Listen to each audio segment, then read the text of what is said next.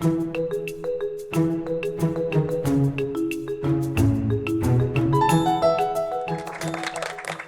you so much, Anna. Hello and welcome, everyone. It is such a pleasure to open this important discussion on bias in tech, and with a focus on AI tools and emerging technologies. This is an issue that is not just academic or theoretical, but it is one certainly with real consequences for justice and fairness and the integrity of our legal system. To illustrate the challenge that we're facing today, I'll start with an image. And this was created by ChatGPT. Let me see if I can. There we go. This image was created by ChatGPT when I asked it to generate a professional portrait of me. And in my confession is that I use ChatGPT all the time. So, and you'll notice by some of its comments. So I wanted to what it knows about me and to create a personalized representation. And you can see sort of despite all of that information I use on a daily basis, I am not a man in a suit. I don't know if I as someone who cares sort of about sort of fashion and style, I don't know if I was sort of more offended by the just generic suit or the gender misrepresentation. But this mistake isn't just amusing, it's also instructive in some ways. And so I engaged ChatGPT in a conversation about why it chose to construct the image as it did. And I think that in many ways it reveals the hidden biases that are embedded in AI systems, even when those systems are trained on vast amounts of data. So I asked it to kind of explain, and it said that it took into account my role as a dean and an educator. It said it envisioned me in a polished and professional setting, wearing attire that conveys authority and respectability, like a suit or blazer. It said you have expertise in intellectual property and AI. And so to reflect my thought leadership in those areas, it added elements like books and legal symbols, the scales of justice, with subtle technological motifs, like glowing circuits and digital patterns. It said as a dean and an experienced presenter on topics that I likely project a confident and dynamic presence.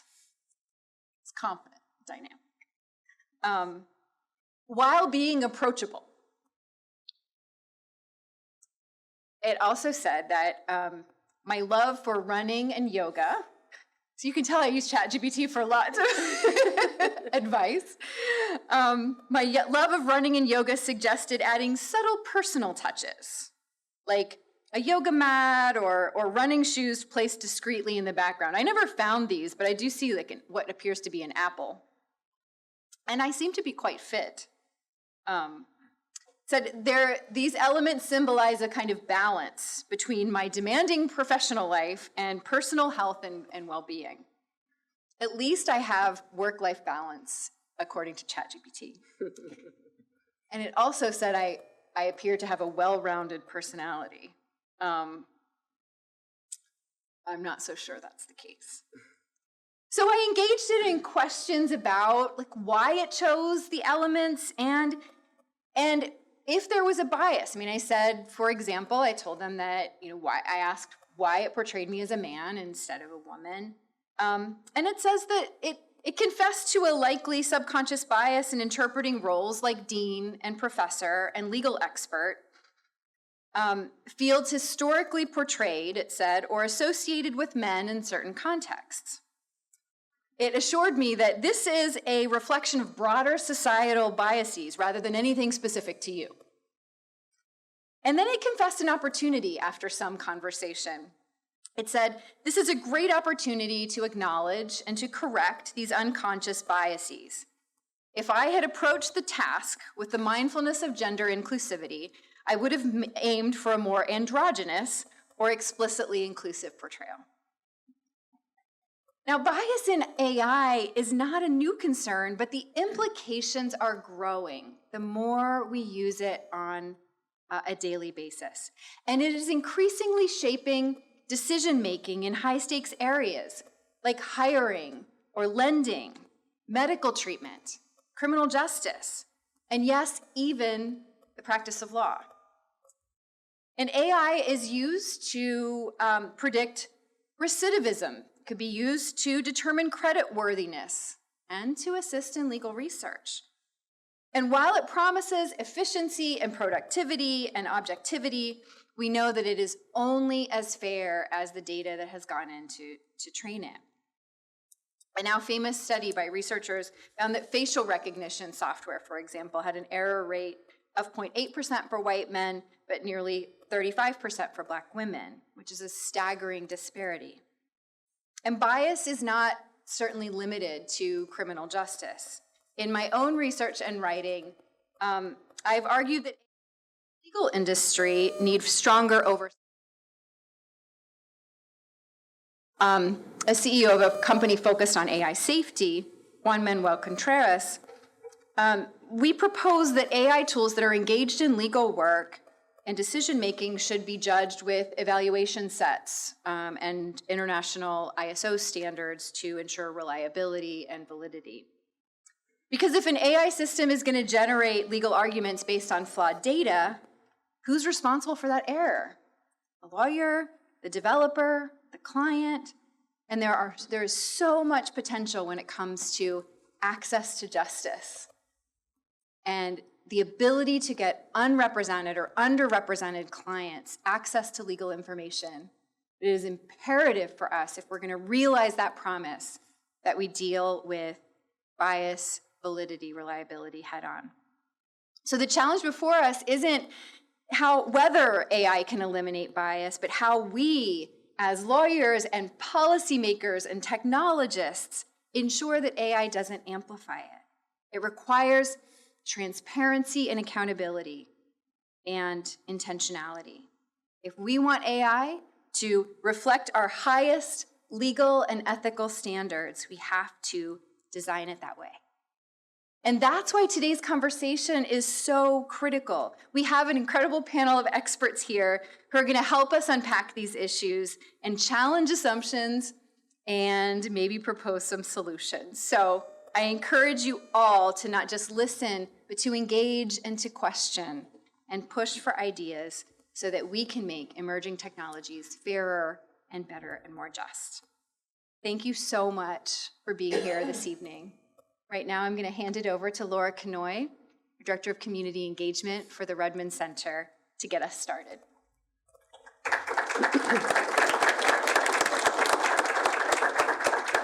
Thank you very much, Dean Carpenter, for that introduction. Thank you for sharing your thoughts and that image of you.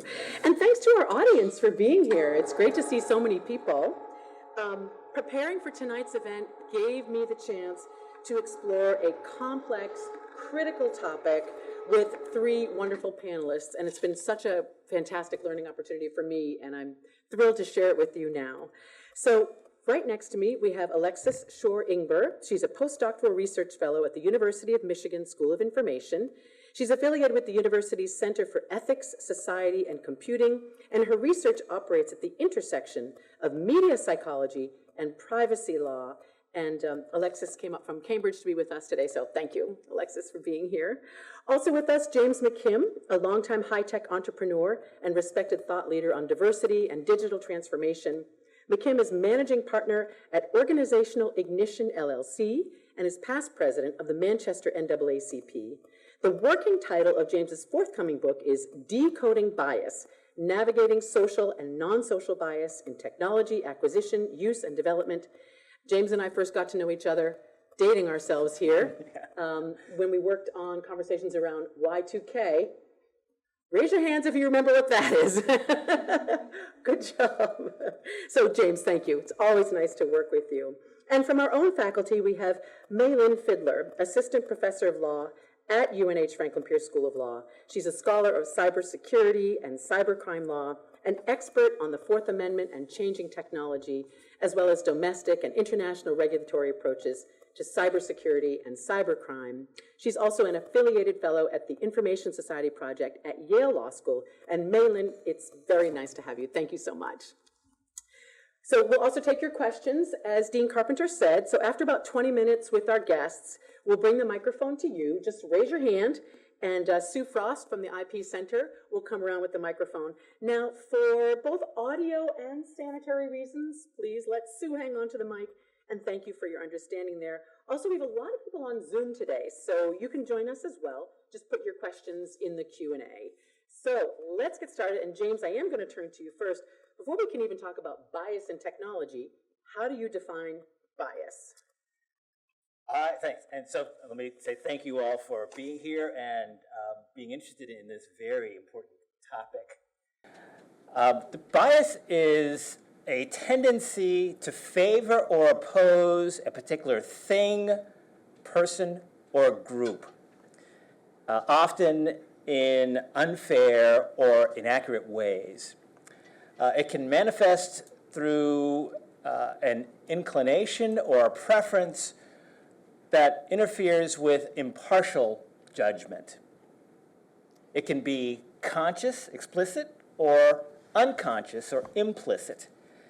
And it affects how we perceive and respond to different stimuli. And I use that word stimuli very carefully because it's not just about how we interact with people, but it's also about how we interact with ideas and how we interact with the physical world as well.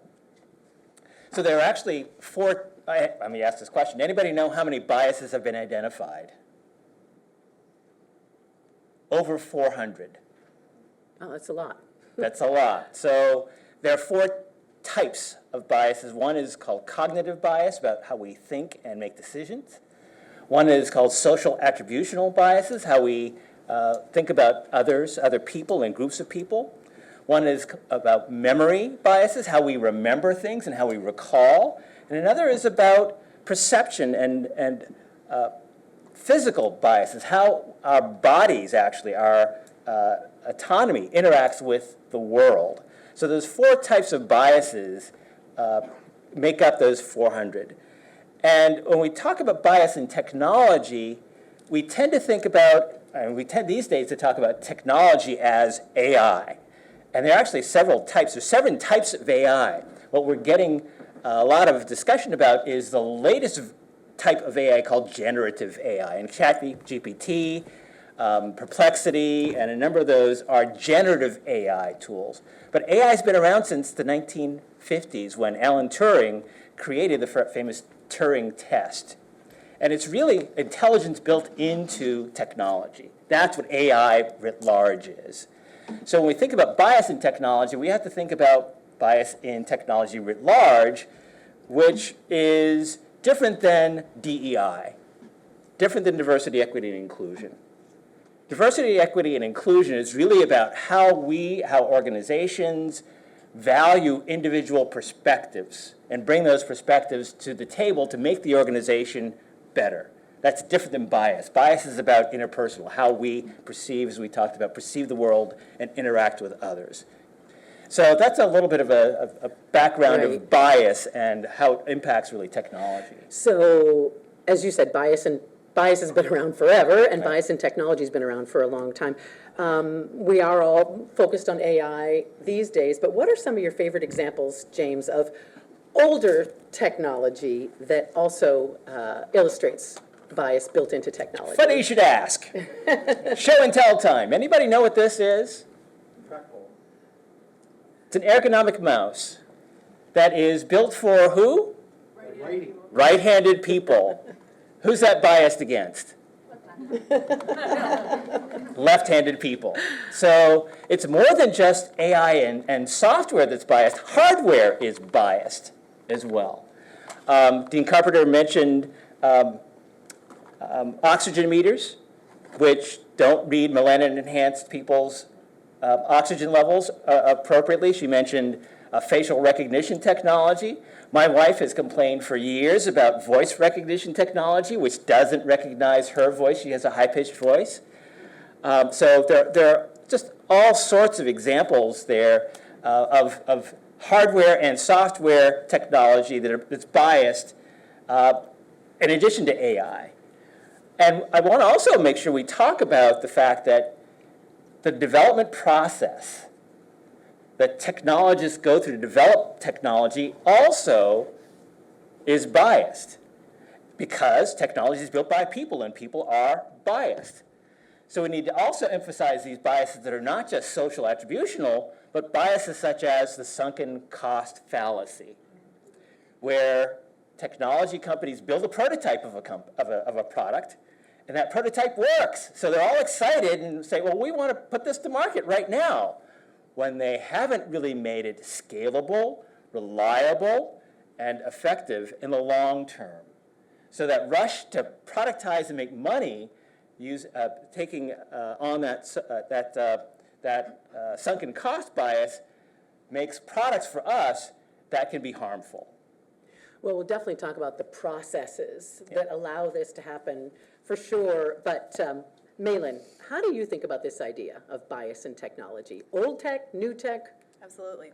First, I just want to say hello to all my students out there. I didn't expect to see so many of you. I feel like I'm playing overtime in the best way, so thank you so much for coming. I want to invite you to think about the concept of bias for a minute in a slightly different way than my panelist explained it. I have a computer science background, and so I want to start by introducing a concept of bias that's sort of used in that way. It's going to be more anodyne, and I don't mean to obscure the racial or gender harms that come from things like bias, but I actually want to illuminate what I think is at the root of a lot of the kinds of biases that we do see in technology. And so I want to offer this to you. Bias is just tending towards one outcome more than another. Very simple, right? Tending towards one outcome more than another. Now, there can be discriminatory bias, right? Tending towards one racial or gender group more than another. But I want us to think about just that plain bias idea for just a second. And I want to give you 3 examples of how that might be at play in different algorithms and how that might relate to the discriminatory outcomes of those algorithms. So one of the most often used examples is a loan algorithm. Let's say we're trying to identify whether you should get a loan. We're using this to determine whether you are likely to default on the loan. Now, let's say we have a group of folks who are using this algorithm, and their goal is to have it pretty much replicate exactly what happens in real life. Right, pretty much replicate what happens in real life. So it's biased towards a certain concept of accuracy. Now, it's going to do that, but it's going to replicate the biases that are inherent in the real world, right? And so it's biased towards a certain outcome, which has discriminatory outcomes. Wasn't necessarily the intent, but that's certainly the consequence there. Let's think about a different, same algorithm, different goal. Let's say its creators explicitly want to minimize differences between similarly situated individuals in different gender categories or different racial categories. Here, there's actually going to be a bias towards that over other things that the algorithm could be prioritizing, but it reduces discrimination overall. And the last example I want to give is, let's say they have a really, really risk-averse company who wants this algorithm to really, really limit their risk and not give a loan to somebody who maybe might default, right? And so they're going to have an algorithm that's biased towards what's called false positives. They're going to be biased towards denying people's loan applications. They're going to be okay with it even if somebody is actually not a risk, if they're being called a risk, right? So here we have, again, bias towards false positives. That might also have discriminatory outcomes, but the bias is towards something else. And so just inviting you to play around with these ideas of bias and discrimination and how they might combine. It's very easy to build a discriminatory algorithm. I think most people aren't setting out to build discriminatory algorithms, but they are setting out to build biased algorithms, very clearly stated biased algorithms, and those have discriminatory impacts. Oh, that's an interesting comparison there. They're not setting out to build discriminatory algorithms, but their algorithms necessarily have bias because the algorithms have goals, and you're biased towards that goal. All right, we'll circle back to that, but Alexis, I want to bring you into, what's the best way to enter into this topic for the general public? Sure, and I also want to just thank everyone for being here and having me today. I think that both of my panelists really covered these colloquial ways of understanding bias, so I don't want to be repetitive of what they've already said, But I know for me, as someone who's not technically oriented, more of a social scientist working in the law, I came about this through really understanding the basics of how machine learning works, how an algorithm actually works, and found that to be a really useful way to first start to understand what is technology bias. And so what I'll just say about that is just the basics of how this works is AI is based on a set of training data. It trains itself on existing data in the real world, like Mailyn already mentioned. And it looks for patterns of things that are actually happening. And then, as Mailyn mentioned, it replicates those and makes inferences, makes decisions based on what the patterns that they saw in the training data. So I think that at a very, very basic level, just understanding how machine learning works and how algorithms work can illuminate a lot of what's going on and why bias is being perpetuated by technology. So, Mailyn, back to you for a sec. So what aspects of this do you think are important for people to consider who perhaps aren't legal experts or aren't tech experts? Yeah, I think it's important not to let the tech fool you. This is an underlying issue, right? Bias and discrimination is a human issue that shows up, again, in technology. It's not something sort of inherent in technology. We control technology, just like we control the law, right? They're both things that we construct and control. So it's a choice. So consequences, we'll touch on them, and we can get more into this later. But Alexis, you first, and then I'll go down the line. What are some of the consequences of bias in technology? Mailyn talked about loans, for example. So go ahead. Yeah, so I think at a high level, we're perpetuating existing human biases or existing inequities in the world. So Mailyn mentioned loans, but this also exists in terms of making decisions about who gets hired for a job, who gets particular medical diagnoses, who gets sentenced to jail, who gets into college. And so the existing biases that were already present are now just being replicated. And so beyond that, though, now people are starting to become aware that this exists and that AI is present and that they might be being surveilled during an interview or that AI might be evaluating them during a medical diagnosis. And this can actually affect the way that people are behaving. And so some might refer to this as a chilling effect, where they might feel uncomfortable disclosing particular information if they know that there's AI sensing them and may make inferences based on the way that they speak. Or they might behave in a different way, which would require a heightened degree of labor on their behalf, which might affect particular people more so than others. And so, yeah, those are some of the Wow, that's really interesting. Yeah, Yeah. can you give us an example of that, how people are starting to alter their behavior because they think that AI is watching and gathering and collating data? Sure. So I think this is salient in the context of interviewing for a job, where a candidate might know that they're being monitored by an AI system. This might be explicit, or it might not be explicit. But in the case of it might be explicit, they might think of, how can I be the best candidate? What are the qualities that this system might be looking for? And that might not be authentic to who they actually are as a candidate. They might say things that they think the AI might be most satisfied by. I mean, we see this not even just in video job interviews, but thinking about how people are trying to cater their resumes to these AI screeners that might be looking for particular things, similar to college applications. So I think now that people are starting to understand that this exists, we're seeing maybe a less genuine version of people in some respects, and that kind of gets out of the purpose of AI, which is trying to, in some cases, detect the most authentic versions of people or be the most accurate. Okay, yeah, James, go ahead. Consequences that you see from either past or current technologies. Yeah, so first, if I could just say a word about what Alexis just said. And it's interesting that with the technology that's surfacing being used for job interviews, and the notion that people are changing the way they respond because they want to say what the AI expects. The same thing was said of interviewing for a job with an individual person, right? You want to say what that person who's interviewing you wants to hear, so you'll get the job. So that leads me to the notion that, and this is something I may have said on a show we did years ago, technology by itself is not good or bad. It actually can speed up our mistakes or slow down our mistakes. Technology is an enabler, right? Technology is doing the things that we tell it to do, as Mailyn really pointed out. So the consequences, really for me, when I think about it, is we're just automating the same behavior that we've had before in many cases. But if you want to talk about AI, the consequences are a lot of misinformation. There's this concept that we talk about with AI called hallucinations.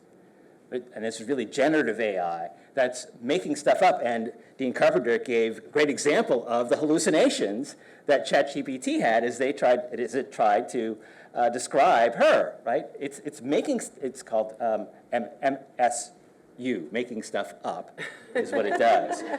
But those consequences are not just potential physical harm, also mental harm as well from misinformation and people making decisions. And it's dividing us. Social media uses this technology that's dividing us. So many different consequences. We could talk about a lot more. Well, sure, we could do the whole program on that, but I have one more question before I open it up to the audience, so get your questions ready, and Sue will be ready with the microphone. But Mailyn, so how does this happen? I mean, you've all given us a touch of an idea, but what's the process of creating a product or a system that leads to this bias? Why aren't we better about this? Yeah, I think there's a couple things at issue here. Like I mentioned in my introduction, I think sometimes discriminatory outcomes can be unintentional. You know, other goals are set, and that is simply not a consideration in the factors that go into building a product. I think there's another factor here too, which is having a range of perspectives in developing technology is really important. And I want to give, I think, my favorite example of a physical technology thing that happened that would have been fixed if they had had a broader range of perspectives. Where I did my undergrad, the bridge from the main campus to the computer science quad was that kind of metal lattice coated in plastic that you all see at playgrounds. Giant signs posted at the front saying, "Do not cross with high heels." Right? That has major discriminatory effects, and I'm sure if they talked to somebody who was a high heel wearer before they built that would have been fixed. So it happens because people on the panel and the group creating these products don't have a diverse enough perspective. It happens because people are thinking more about the goal instead of about how this might actually impact, I don't know, human beings. Yeah, both of those That's things. how it happens. Yeah, I got to ask James and Alexis too. Alexis, go ahead. How does this happen? What are your thoughts there? Yeah, I think very similar to what Mailyn has already mentioned. Developers, I don't think, are necessarily prioritizing humans as they're developing these things. And even when they're trying to, they might not necessarily understand. And so, yeah, so for example, I've been doing work recently that looked at how developers were incorporating or protecting against privacy violations in AI systems. And a lot of the times they were defining privacy as security issues. And they were not really thinking about the people behind these systems and not knowing necessarily what privacy is. And so I think that things like privacy and ethics and bias are not really at the forefront or maybe seen as a deterrent to a business moving quickly because these things take time and require engagement with actual users. So yeah, I think that's what's happening in the process, and things get left behind. Yeah, that's that rush you talked about, James. Yeah, go ahead. Yep. So development of technology happens in phases. There's first the requirements definition phase, and as Mailyn says, there aren't enough diverse perspectives in an organization when that phase happens. So the requirements can come out incorrect. Then there's the design phase, where the product actually gets designed, and there's where developers and the industry has a little bit more of an understanding. There's this concept called universal design that can actually weed out biases as long as the requirements are good. But then that moves into the actual development of the technology itself, where again, if there aren't a lot of different perspectives, diverse people doing that actual development, the code that gets written is biased. And now we are reinforcing that because, wait for this, recursion, as we say in the technology world. Developers are using ChatGPT and generative AI to write their code. So is that just kind of adding bad on That's to bad? adding that on That's- to bad, Right. and since the developers aren't skilled in understanding bias, they're not checking that code that ChatGPT or Perplexity writes to see if it's biased. So the developers write their code, and then it moves to the testing stage. And the testers have to write these test plans, and they're not skilled, they're not diverse, they don't know what tests to write to weed out technology. And then we get to the release managers who are releasing this product and installing it. They're not skilled, they're not diverse as well. So all the way through the development process, before you even get to see the product, there are a whole series of people who are involved who are not necessarily thinking about bias. Wow. Well, in a couple minutes, I want to ask our guests about what's called sort of algorithm auditing and how you can possibly fix some of these biases. But we have a big audience, so I'd love to get some questions from you. So go ahead and raise your hand, and Sue will come around with the microphone. Don't be shy. We have great panelists here, and I'm sure they'd love to ask your question. Yeah, Masherie, go ahead. Go ahead, Sue, over there. Yeah. Hi, my name is Masherie, and I'm the chair of New Hampshire Writers Project. And presently, we're dealing with the discussion of AI in the literary world. I just did a radio show on it. I'm a purist, and for me, AI and how it manifests, it's almost like a dopamine for some people, because they don't have to think it, but so they can take that perception that's being projected at them, as we saw on the screen. How can we, what prescription can we create to create a more thoughtful and human, or I don't want to lose the humanity of our thought process and the way in which we are perceiving our world Yeah. with AI?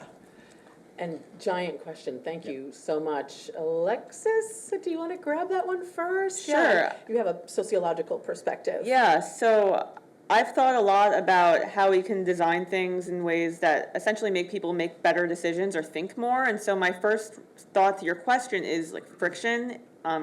These AI tools are becoming really, really easy to use and get access to. Really easy for us to be manipulated by AI. And so there's friction in design that maybe makes it a little bit harder to get at these things and get responses from them. And also thinking about how companies and policymakers can institute friction through labels, like warnings, like, hey, this might be generated by AI, like maybe you want to think about this before sharing it with everyone. So I think friction is huge in terms of designing AI in a way that's safe and for everyone. Okay, so James and Mailyn, I saw you both taking notes, so go ahead real quick there, Yeah, James. so I think your question is about using, and it's using generative AI, right? And how to make us not lose the human touch. So I think the way to approach it is generative AI is a tool. It can give you ideas, but there needs to be someone who's checking the results, checking that outcome. Just like Dean Carpenter asked, she got into the conversation with ChatGPT, why did you do this?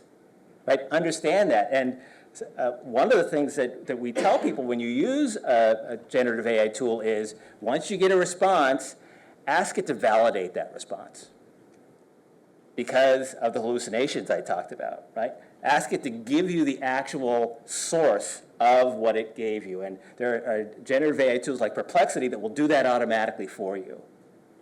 But that's critical so that you as the user are in control, right? You're not just assuming that everything that gets spit out is going to be the end result. Right? And I think that's what a lot of education folks are also saying to students is, this is a tool. Use it as idea generation, but and I go back to, I'm old enough to know when calculators were first coming into vogue, right? And our teacher said, well, you still have to learn how to do the math. And we said, well, why? The calculator's going to take care of that for us. And she said, well, you never know when you're going to push in a wrong button. You need to be able to check the math of that computer.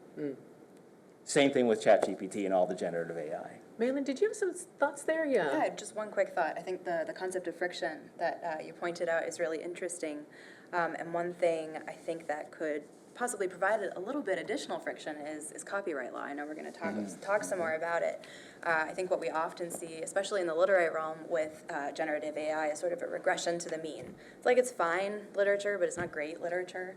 And maybe we want copyright to promote amazing literature, right? Maybe we should reserve copyright protections for human-generated outputs. Now, there's a lot of problems with that and some countervailing considerations, but that's one additional option for friction. Yeah, we definitely will get into intellectual property law and the role there, especially given this audience. So other questions? Thank you, Mashri, for that one. Yes, other questions? Aha, here we go.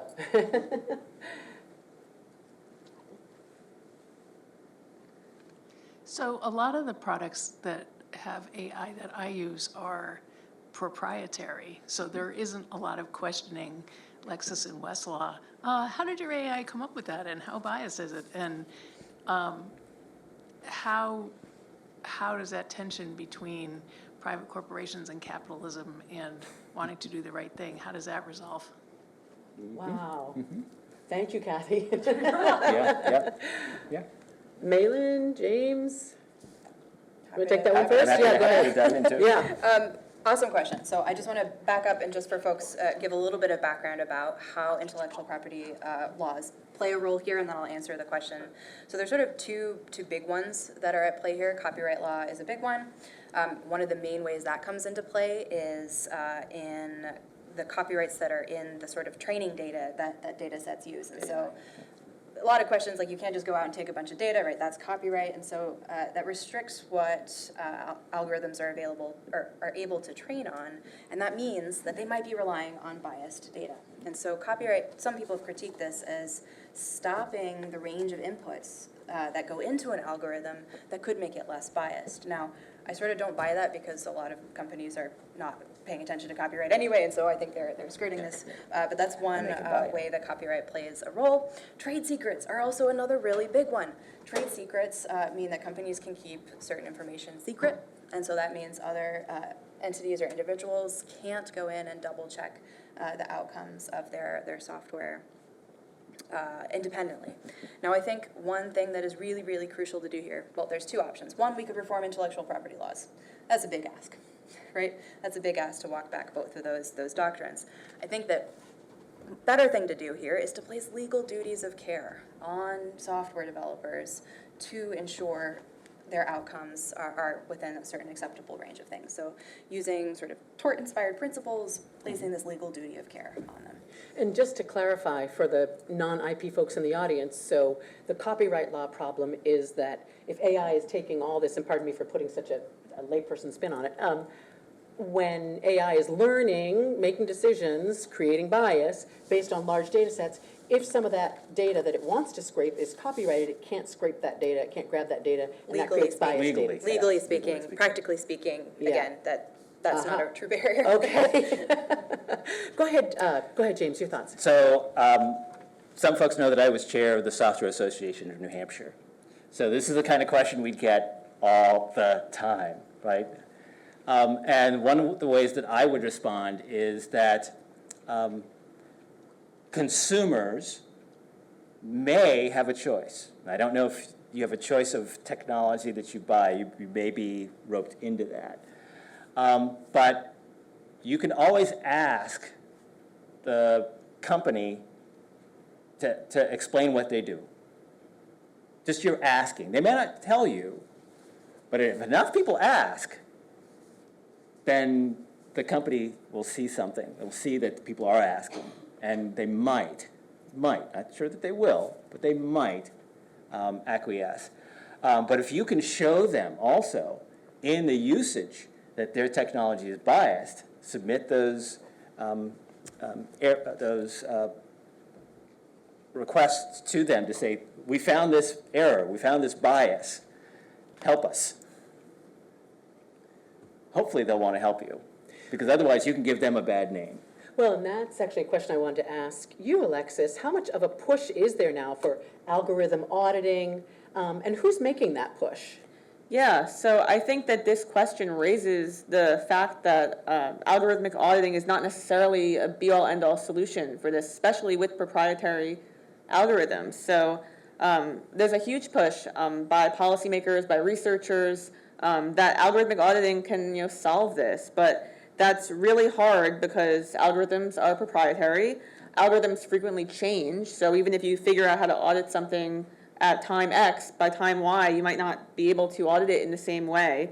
And audits are not necessarily standardized at this point, so there might be different frameworks for algorithmic auditing that might look different across companies, so that one company might be doing a great job auditing or may have figured it out, whereas the auditing might not be as robust elsewhere. And so there isn't really, when we talk about auditing, we can talk about it, but there isn't necessarily a standardized and effective solution across the board. So there's not like a stamp of approval, like the old-fashioned good housekeeping seal of approval for algorithm auditing. People can say, yeah, we do it, but we don't really know. Is that, okay. All right, thank you, Kathy, for the question. Yes, go ahead.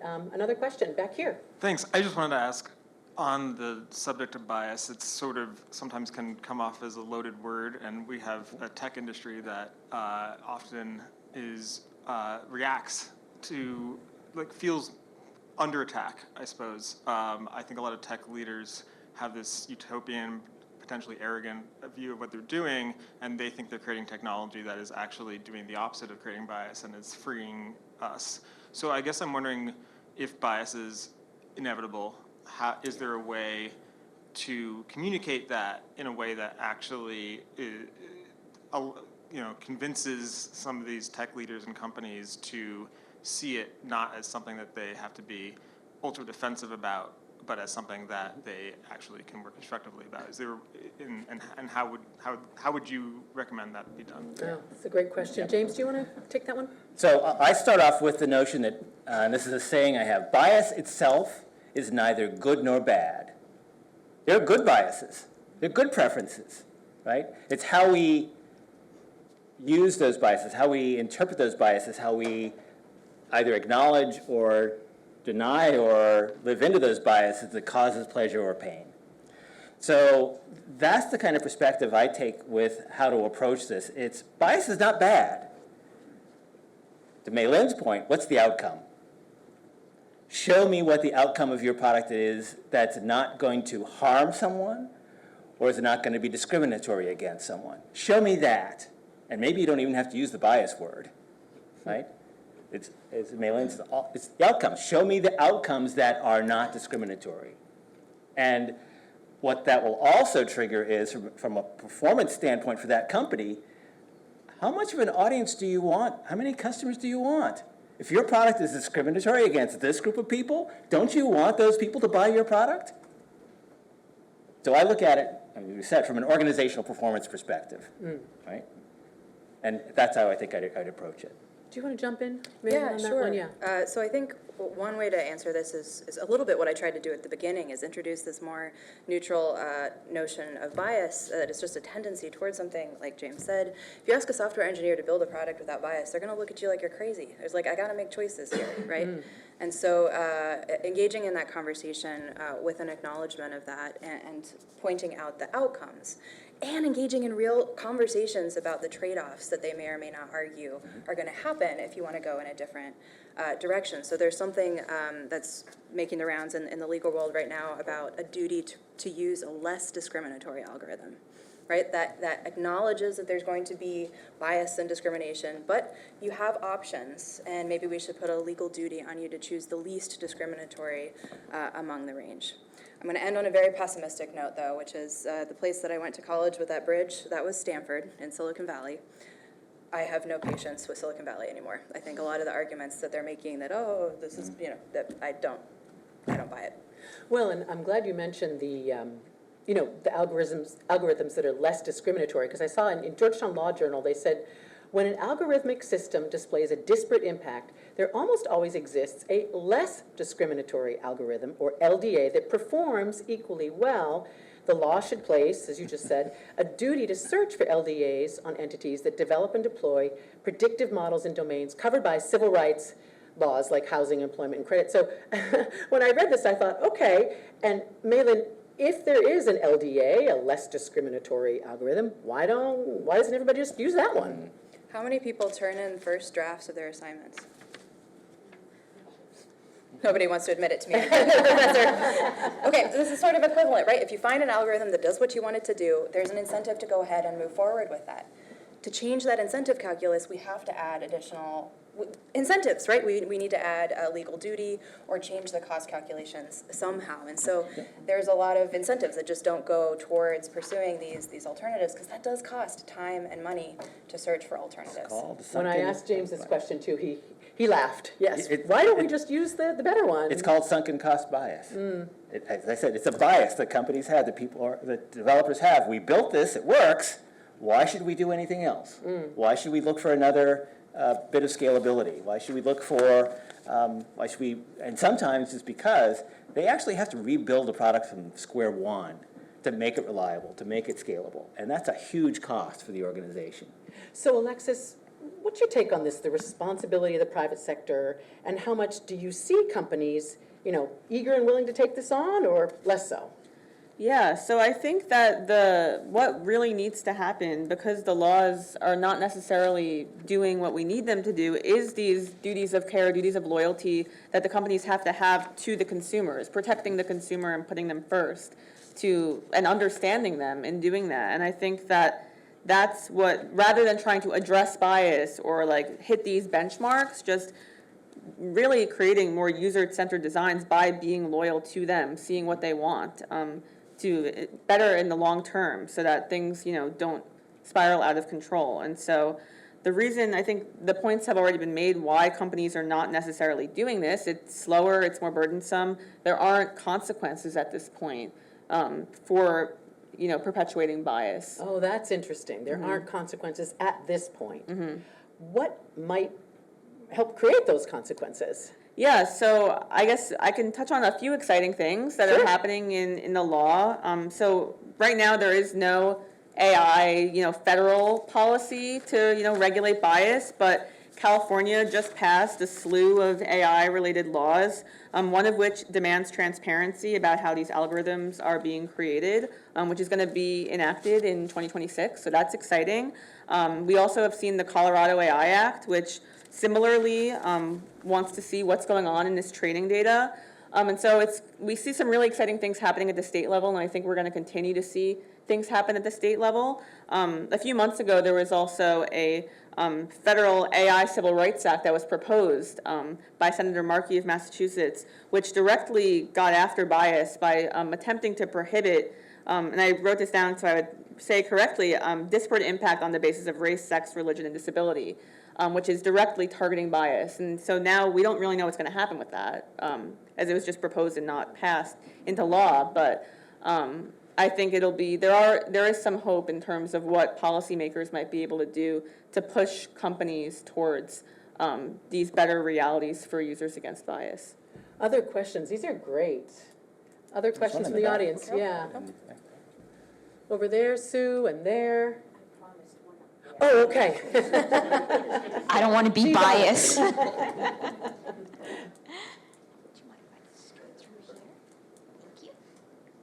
Hi, Dave Lowry, software engineer and patent attorney. I'm surprised that you really haven't focused on the difference between what software used to be and what it is now, where, software before, you had to write the code, you had to know exactly what it did, every piece of it. And then with AI, most systems, you don't write the code, you train it. You give it 500 gigabytes of data, let it go through it, and you get an answer. But you can't understand why it gave you that answer. I mean, you can ask, as Ellen said, you can ask the system, and you're going to get some answers, but it's not quite clear. So I think there's a kind of a real concern when you're calling things algorithm, where they can prove that there's an algorithm there. They can't. They can't just go in there and say, oh gosh, we're going to have somebody go through these 500 gigs of data and pull out every discriminatory thing. It's not going to happen. So until they can, someday, hopefully we can understand, build an AI system that can look at an AI system and says, here's how it's calculating this. But we don't have that yet. So I'm not quite sure what the answer is. Right. Oh, thank you so much. Yeah, and James, former president of the New Hampshire Software Association, so I'll give that one to you. What Dave just highlighted is, and I mentioned this earlier, there are 7 different types of AI. We're only talking really in this conversation about generative AI. All the different AI and AI is just really software that has intelligence. We've built intelligence into software for decades, right? And that's the kind of software we can look at and say, and this gets into what we call black box versus white box, we can see what's inside that box, that code. We can see that code and know how it's operating and know how it's producing the outcomes that it's producing. With generative AI, we can't, because it's being trained on the data. Now, what I think we can do, though, is we can look at the data sets that are going into that system and see whether they're biased. And then we know that the outcome is probably going to be biased coming out of that generative AI tool. Yeah, thank you for the question. It's great to have you here. And some more questions back there, yeah. Hi, so as a lot of the digital and cyber infrastructure is being built currently, can you talk about approaches regulators and nation states should take in terms of avoiding institutionalizing a lot of the bias that are present in the tools they're using now? Yeah, Mailyn, maybe you first, and Alexis, I know you've been looking at public policy too, so go ahead, Mailyn. I feel like this is going to be slightly repetitive, but you have to look at training data, right, and how that's a way of sort of institutionalizing bias, is how the algorithms are trained. If they're trained on biased data, that's going to translate over. We can also think about different burdens of care for software developers that develop algorithms for the private versus public sector. I think that's another way to possibly go about this. Did you want to jump into? I think, I don't want to repeat what Mailyn said, I Sure. think she covered it, yeah. Okay, James? No? Okay, Got great. it. Thank you. Another question, yeah. So, hi, I have a question regarding, there are currently 2 cases in Minnesota's district court involving AI. One of them is Cole v. Alison, which is questioning Minnesota's constitutionality about deepfake laws. And actually, just last month, the misinformation expert from Stanford was caught using AI in his submission, which created 2 fake articles about AI. And then there's another one, the Estate v. Logan v. United Health Corps, which is about assuming that, or alleging that United Health used a faulty AI on purpose to deny people's health care coverage. Jeepers. So you want sort of thoughts on those, yeah, all those developments. Thank you so much. I had not thought about those 2 for the panel. Anyone? Alexis? Yeah, I have thoughts maybe on the first case you mentioned, and I know there are some states, I don't know if Minnesota is one of them, that are developing these mandatory labeling laws for AI-generated political speech. And so these are state-level policy efforts to get at these deep fakes, particularly of politicians, and protecting against political speech where people are being defamed, and requiring there to be these labels that say, like, this thing has been generated by AI. And so that, I guess, is an exciting development in terms of, having more awareness and, like, not having these deep fake issues come about. But this is, again, only at the state level and not a federal requirement. So, yeah, Yeah, thank you. James or Mailyn? James? What just struck me is, well, first of all, I'm glad those cases are before the court, because they're the kind of cases that need to be before the court. But one thing that concerns me is I'm concerned that we as consumers may not take the responsibility for how we use technology. Every single day, we're the ones using this technology. We need to understand how to use it and not use it if it's not really up to snuff. And I know that's a change in the way that we think about technology, but we're at a place where big companies are running things and they're working for their best interests, not for their consumers or customers. Yeah, the one thing I would add is I'm always hesitant to be very tech exceptionalist about these kinds of cases. I could sort of restate those cases. Again, I'm not familiar with them, but just like, okay, there's a constitutional challenge to the deepfakes law, and there's a challenge about healthcare fraud. It has nothing to do with AI, right? And so I think we also need to be aware that the legal claims at the heart of this are the same. AI is going to bring new instances of fraud and perhaps unconstitutional behavior. But there's still really a core legal claim there, and we should pay attention to that and make sure that the tech doesn't unnecessarily alter the core legal principles. And you touched on this a little bit earlier, Mailyn, but could you talk a little bit more about the role of intellectual property law and how it might have to change given some of these concerns? You touched on it earlier, but I'd love to hear a Yeah, little and bit I'd more. love to hear a little bit more about Alexis and your experience with algorithmic audits. But again, trade secrets law is a huge barrier to algorithmic auditing. Without some kind of legal forcing mechanism to force companies to reveal what they hold to be trade secrets, you're not going to have widespread algorithmic auditing. One thing that has been proposed to sort of get around that is auditing sort of in secret. So you have sort of trusted auditors, right, who are allowed to view trade secret information, who are not going to share that. It's not sort of shared publicly, but those are trusted auditors who then complete the audit.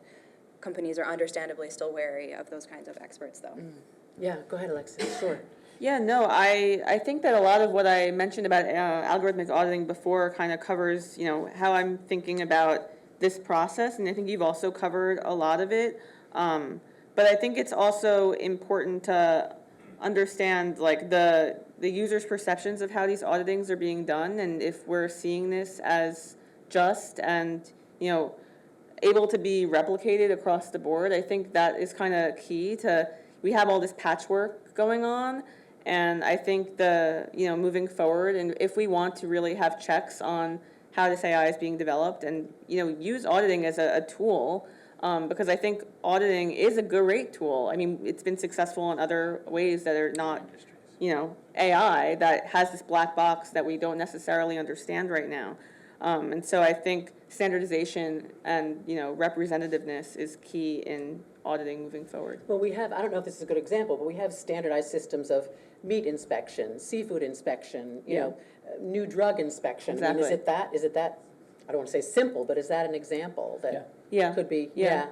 James, you want to weigh in Yeah, there? and I think about, we have financial auditors. That isn't a product-specific auditing, but it's a process.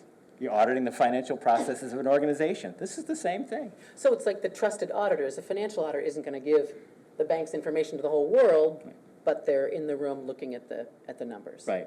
Okay. Just one thing to add, Laura. Sure.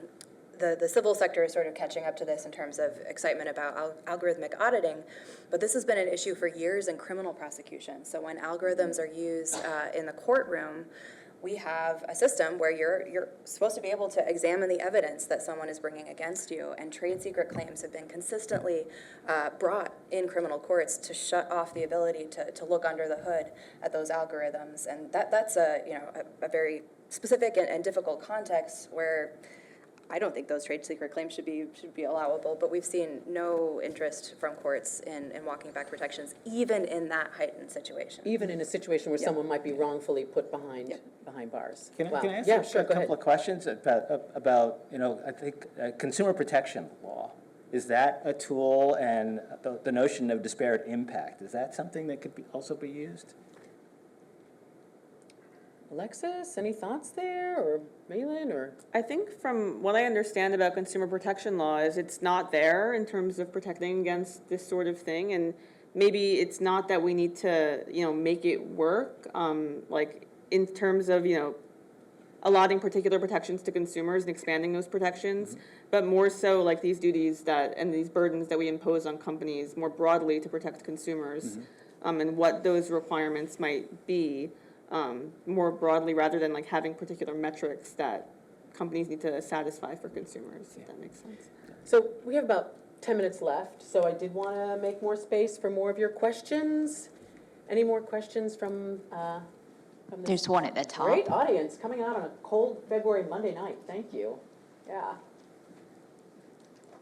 Just gonna skip by if you don't mind. Sue didn't realize when I asked her to be the mic handler what it would involve. Yeah, sorry for making you trek across the room. But all of our panelists have talked about this idea that the technology isn't bad. It's the human biases that we input into this technology that's bad. And I think everyone in the room can agree that that's something we'd like to change. But what are some actionable steps that we can take to change it? Because I feel like that's a really big idea, and it's really hard to then as an individual try to go about it. Right. Yeah, thank you so much. That is big. Let's go straight down the line on that. Alexis, go ahead, please. Yeah, I think that like we've talked about, like bias is universal, it's historic, it exists in humans, it will continue to exist in humans and in technology forever. Like there's no way to just remove any sort of bias completely.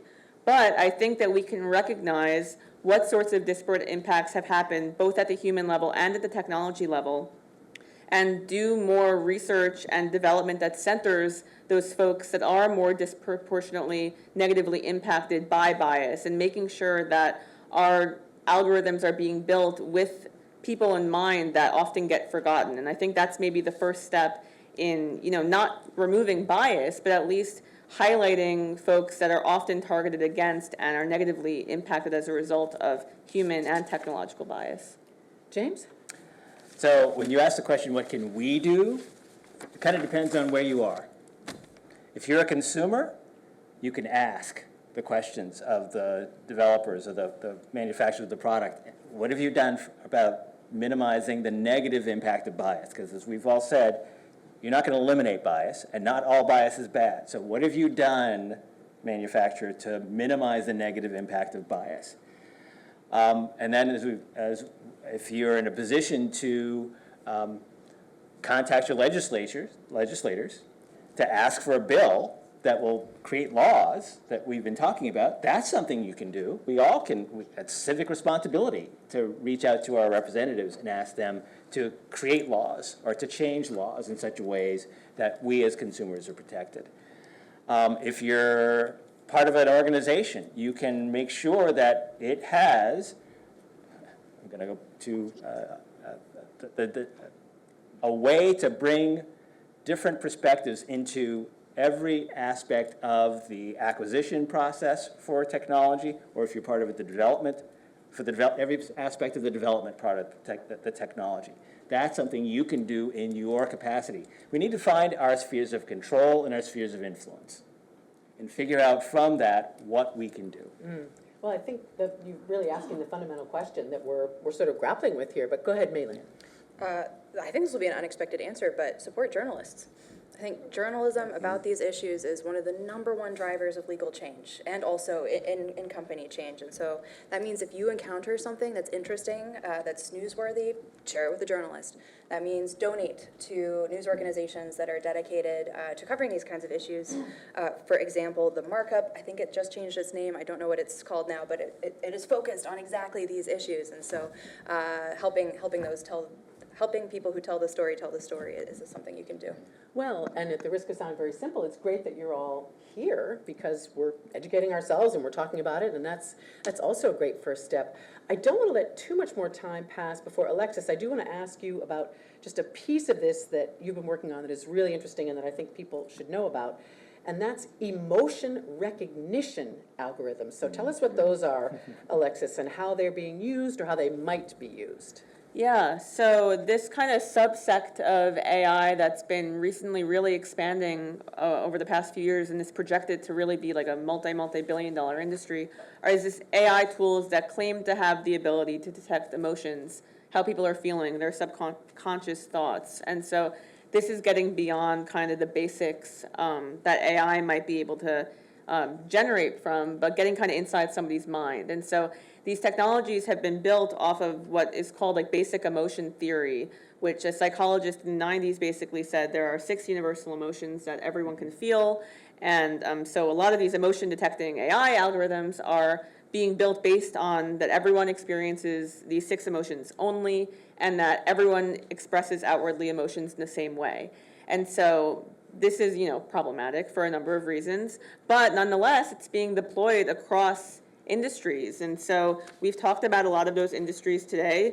And so you can think about, bring up the context of a job interview where, maybe someone is, revealing that they are distressed or distracted, or, you can think about this being used during exam monitoring tools, which may sense that somebody is cheating during an exam, where, you can imagine that some people might need to, stare into space or look around the room or to focus or think about their response. And so people that might be neurodiverse and think in different ways, express themselves in different ways, might be flagged as cheating or distracted or ingenuine or angry or whatever the case may be, when, that's just not, they're just expressing themselves in different ways. So I think that emotion recognition AI is just an example of, these broader themes that are happening in AI at large, but, even more potentially problematic when the basis of the technology entirely is, in a lot of ways, baseless, because,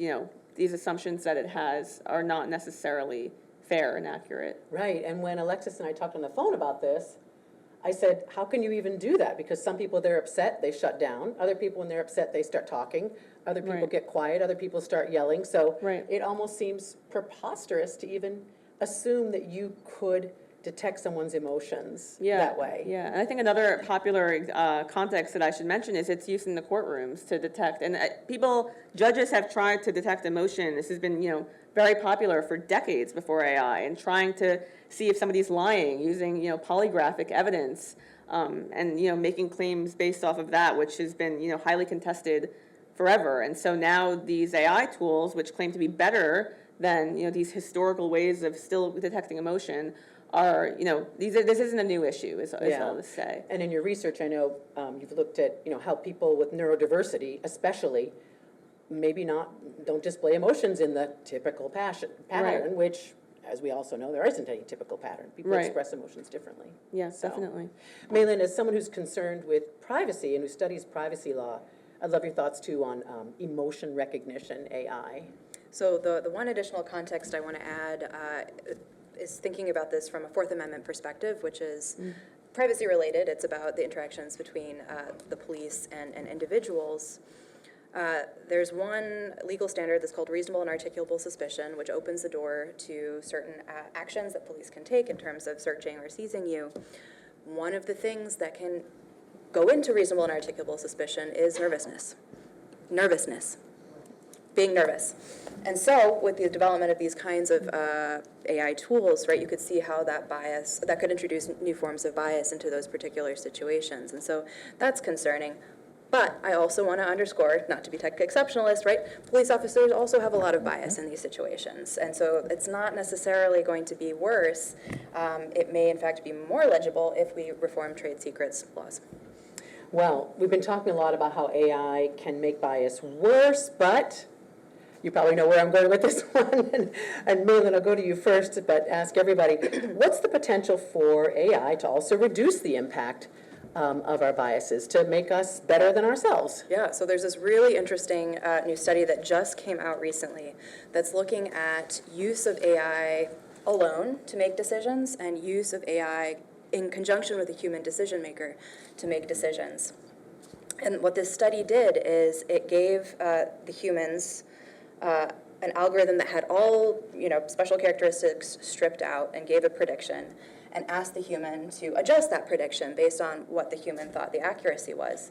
And now the humans knew that there were no biased features of the algorithm, and the outputs got spit out, and the humans were like, hang on a second, this is so much different than what I would predict, this has to be wrong, and way overcorrected. And so the outcomes from the human decision maker with the unbiased algorithm were actually more biased than a biased algorithm with a human decision maker. And so this is really interesting, how to explore ways of pairing humans and algorithms in ways that might overall reduce bias, and those ways might be counterintuitive. That's interesting. Yeah, I've read a lot about human-in-the-loop systems. Go ahead, James. Can AI save us from our worst tendencies?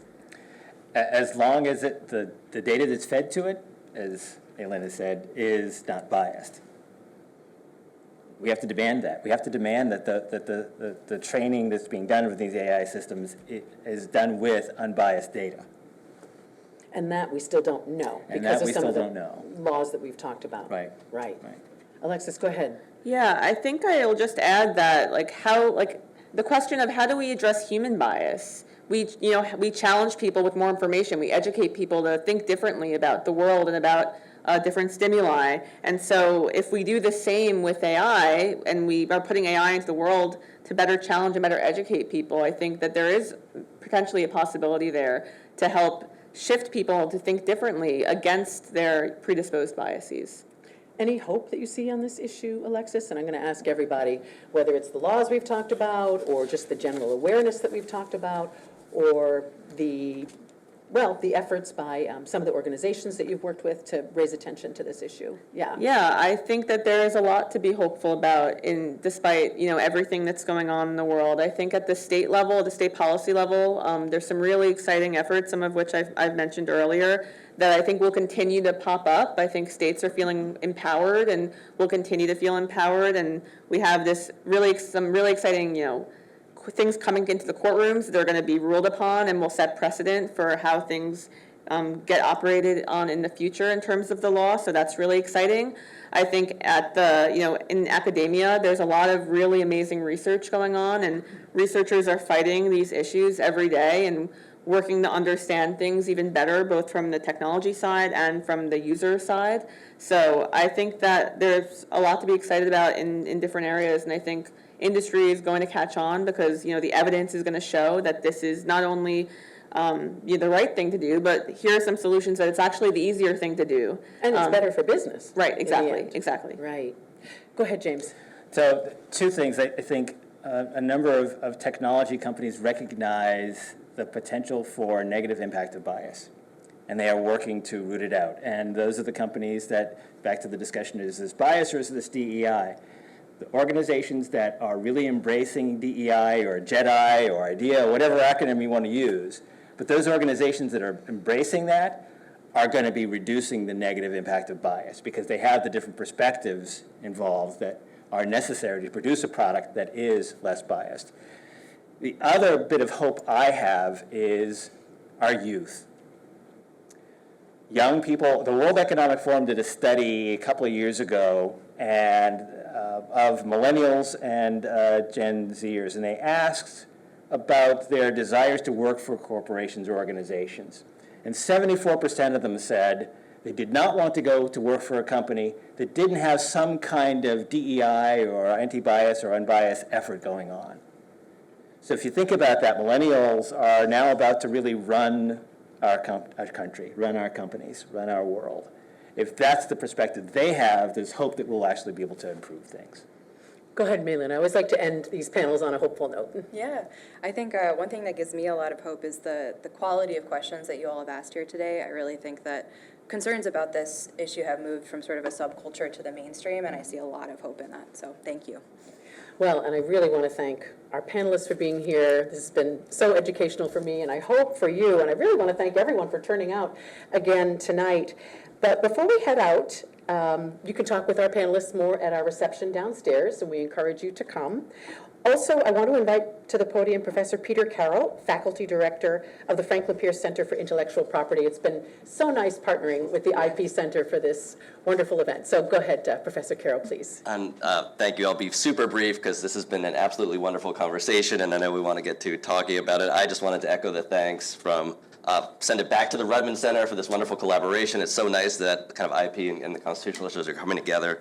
I want to thank the Curelop family for their wonderful support and donation that helped create this series and allow for it. Our three panelists, of course, and I want to thank also Anna Brown, Laura Knoy for kind of helping plan this event, Ellen and Sue for helping put this together. It's really been wonderful, and Dean Carpenter for starting us off with that wonderful example and harsh example too for us all to think about. So finally, just end by re-thanking our panelists, Mailyn, Alexis, and James. You've been wonderful and informative, and we've all learned so much today. So thank you all for being here. There's some light reception following this, and I hope we continue the conversation. Thank you again.